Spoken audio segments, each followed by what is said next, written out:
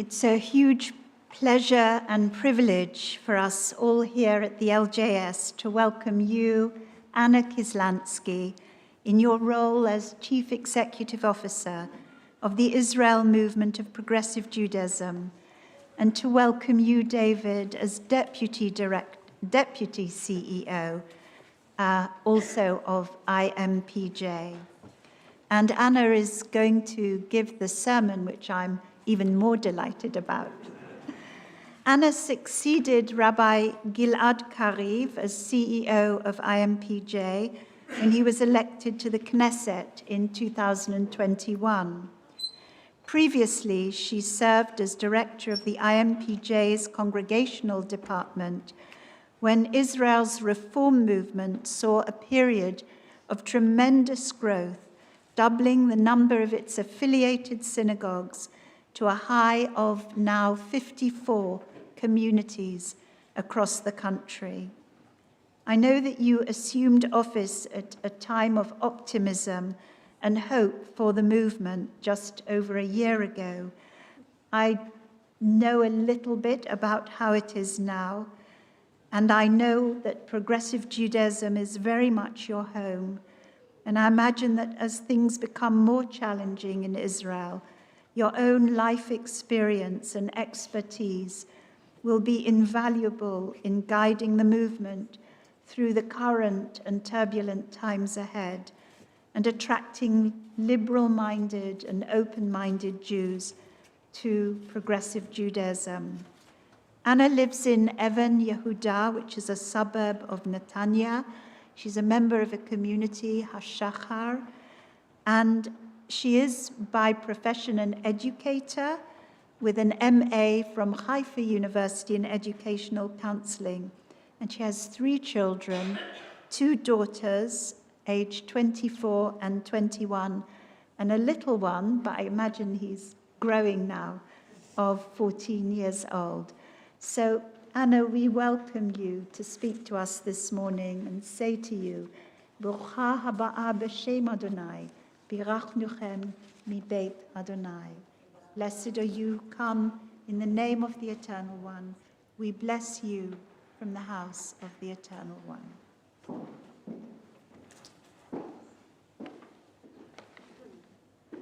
Thank you. Thank you, Rabbi, and Shabbat Shalom, everyone. It's a pleasure for me and David to be here this morning representing the Israeli progressive movement. And I will talk about the parasha and tie it to current events in Israel and to the work of our movement in Israel. But before that, just a few words about my background, because I think it represents in many ways the story of many people who are members and affiliated with our movement in Israel. So because I'm an educator, and we mentioned that, and I'm mostly an informal educator, I just like to ask you if you could raise your hand if you grew up in a Jewish community here or anywhere else in the world. Okay, so I'd say almost all of you. Well, my story is a bit different. My family, I was born in Moscow in Russia, and my family made Aliyah, immigrated to Israel when I was 2 years old in the early 1970s. That was the Soviet regime there, and Jews couldn't really practice Judaism. So the only way for my parents to practice their Judaism was actually to leave the Soviet Union and to make Aliyah to Israel. But they grew up in a very secular environment, and actually that's the environment that I also grew up in Israel. When you talk about Israeli seculars, it doesn't necessarily mean that everything around you is not Jewish, but it's just the practices of Judaism don't involve necessarily prayer and the Siddur and the wonderful things that we were able to experience even this morning. So it wasn't until my early 20s when I was working for a Jewish educational organization that I came across liberal Judaism. First time I ever met a progressive rabbi was when I was conducting mifgashim, encounters between Israeli youth and North American youth on the beach of Kibbutz Nachsholim, that's a kibbutz in the center of Israel. And I remember as a young facilitator, my supervisor told me when the bus of the Americans, the Israelis arrived a day earlier, pulls in, you should greet the rabbi. So I was very,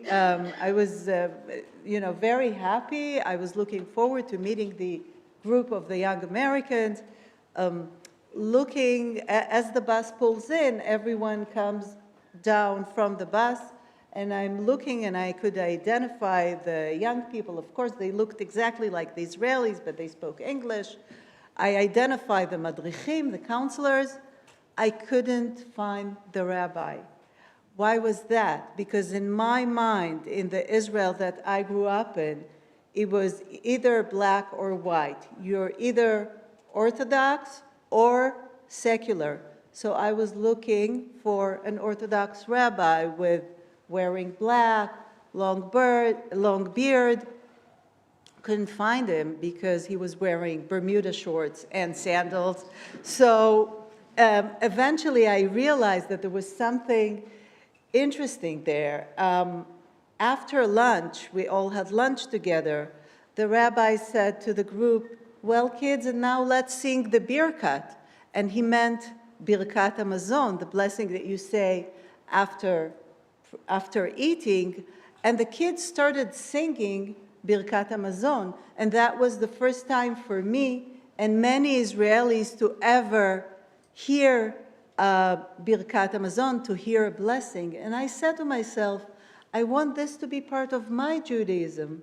How come I know the Bible, the parasha that we were just reading, we learn it at school. We take matriculation tests in Israeli schools. We know the Bible basically by heart, but I never opened the Siddur. I rarely went to a synagogue, and the synagogue that I went to was Orthodox, and I didn't feel comfortable in that setting. So the rest of the story I'm going to tell you at some other time, but I think those kinds of beginnings of getting to know liberal Judaism in Israel, progressive Judaism in Israel, that's the story of many people who join our congregations. They're looking for a Jewish community, looking for a place to express their Jewish identity in a way that resonates to them and relates to them. So that's a bit about me and about, I'd say, the culture of the Israeli progressive movement. About the parasha. So you probably know the story. In 1925, Prince Albert, the Duke of York, stuttered his way through an important speech he gave before a large crowd at Wembley Stadium. A few weeks later, embarrassed and at a loss, Prince Albert turned to Lionel Logg, pioneering speech therapist, to help him. The two worked together for many days to help the Duke overcome his stammer, and in 1927, he delivered a speech at the opening of the Australian Parliament without stuttering. The story is the basis of the movie The King's Speech with the excellent actor Colin Firth.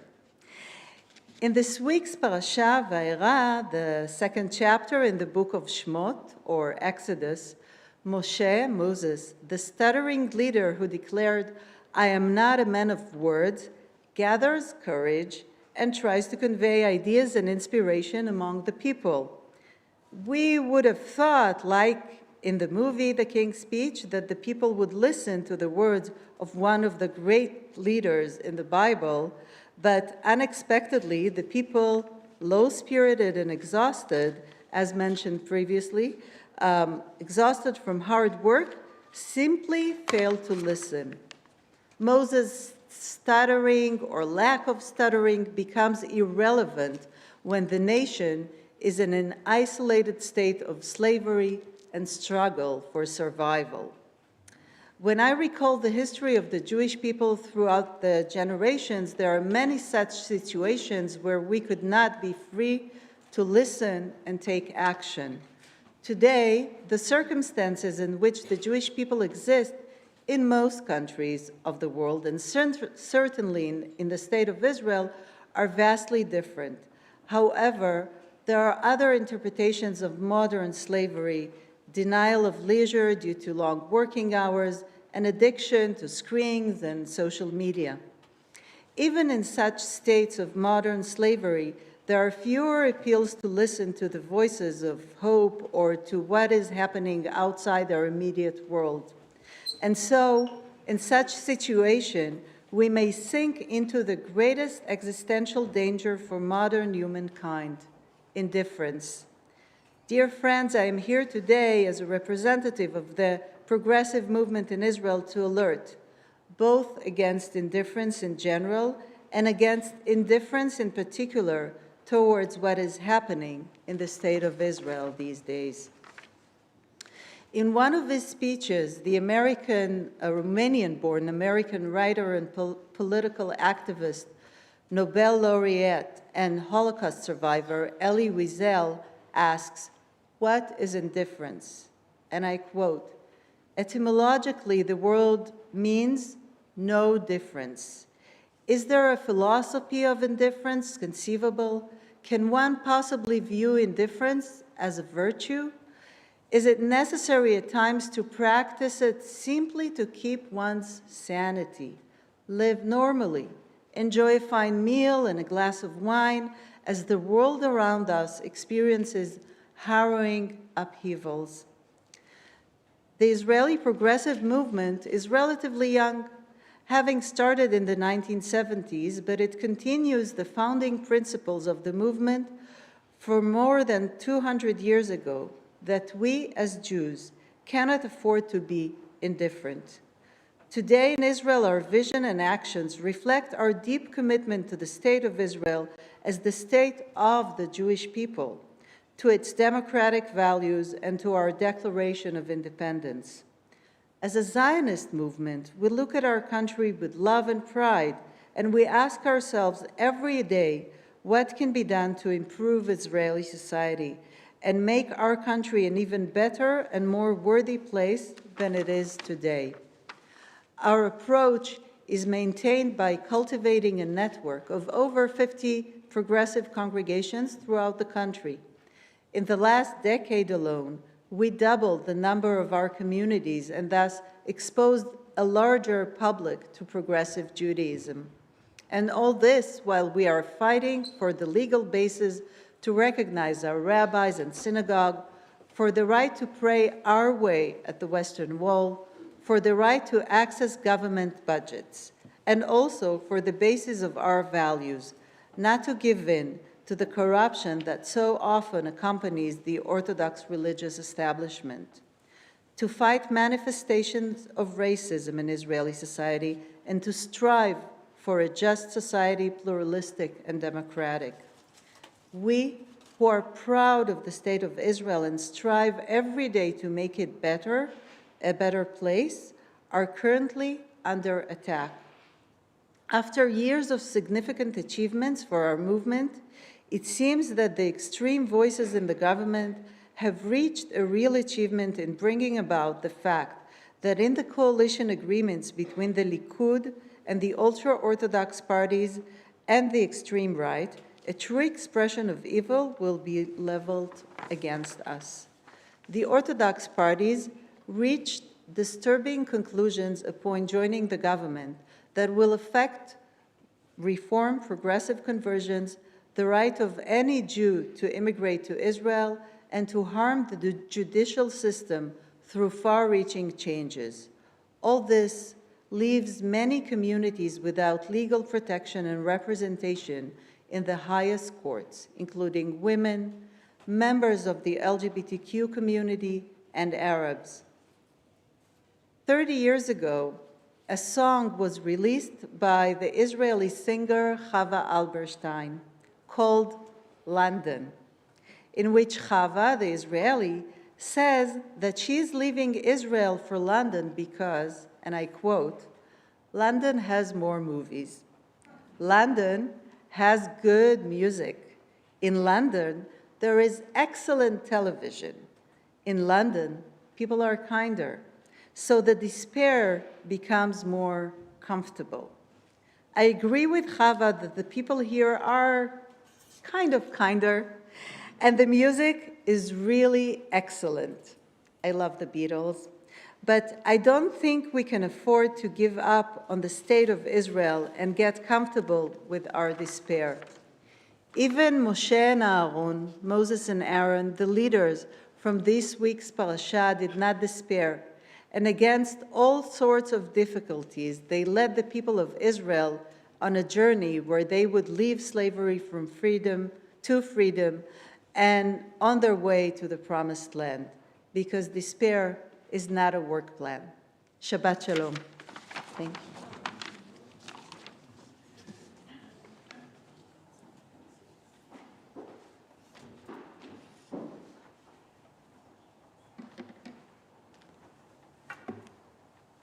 Anna, thank you so much. You organized to redirect your flight from New York, I think, which would have gone directly to Israel, in order to come via London with its movies. But I know that you haven't been indulging. You've been meeting different people, attending different communities, and are going home this evening. Sometimes it's very hard for us here in the diaspora to hear these painful things about Israel. And so we're really grateful to you for being able to speak them to us with such honesty today. Thank you again for being here. And please, after the service, talk to Anna and to David and get to know a little bit more about progressive Judaism in Israel, so that when, please God, you visit, you'll visit one of their communities somewhere in the country. We continue our service, we conclude our service on page 519. Please stand.